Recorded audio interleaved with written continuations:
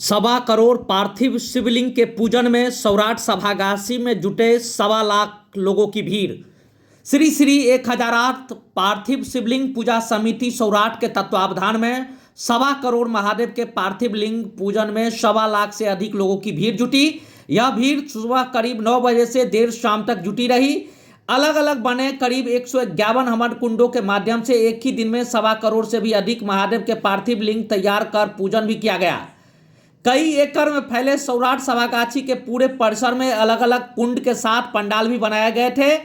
जिले के करीब 151 से अधिक गांवों से 11,000 से अधिक शिव भक्तों ने पार्थिव लिंग श्रद्धा और निष्ठापूर्वक बनाए।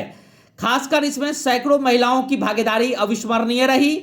सुबह 4 बजे से ही हर पंडाल में अलग अलग महादेव के पार्थिव लिंग का बनना शुरू हुआ और शाम करीब 3 बजे तक 1.25 करोड़ से अधिक लिंग तैयार हो चुका था।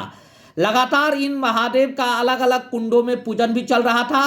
पार्थिव शिवलिंग पूजन के बाद महारुद्राभिषेक कार्यक्रम भी चला। संध्या में महाआरती में भी हजारों श्रद्धालु जुटे। पूरे कार्यक्रम के दौरान लगभग 200 से अधिक युवा कार्यकर्ता जुटे रहे। भीड़ कंट्रोल करने में ये लोग काफ़ी मशक्कत किए। जो लोग बाहर से आए थे उन्हें पूजा में तमाम तरह की सुविधा उपलब्ध कराने के लिए ये लोग काफ़ी आतुर दिखे। आपको बता दें कि पार्थिव शिवलिंग के लिए जो मिट्टी तैयार किए गए थे उसमें गंगाजल और पंचगव्य मिलाकर किया गया था। लिंग तैयार करने में मिथिलांचल की 150 से भी अधिक टीमें हिस्सा ली। सौराठ सभागाछी में 1.25 करोड़ पार्थिव लिंग पूजा में जिले के बाहर से भी 1 लाख से अधिक लोग पहुंचे थे। इस दौरान ट्रैफिक व्यवस्था पूरी तरह से चरमरा गई थी। 1 किलोमीटर पूर्व से ही लोगों को वाहन पार्क कर वहां पहुंचने की मजबूरी थी। कुल मिलाकर महिला, पुरुष, बच्चे, बूढ़े, जवान तमाम तरह के लोग इस पूजा में शामिल होकर इस कार्यक्रम का सफल बनाया।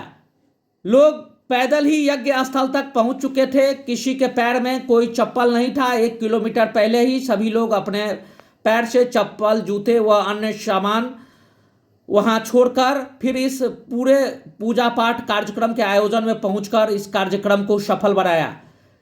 पार्थिव लिंग पूजन पर इतनी श्रद्धालुओं की भीड़ जुटी कि कई बार अफरा तफरी का भी माहौल कायम हो गया। खासकर माधवेश्वर महादेव मंदिर में प्रवेश करने के दौरान भी काफ़ी लोग परेशान रहे। कई बार अफरा तफरी का भी माहौल कायम हुआ। इस दौरान मेडिकल कैंप की भी व्यवस्था रखी गई थी जहां बीमार श्रद्धालुओं का इलाज चलता रहा।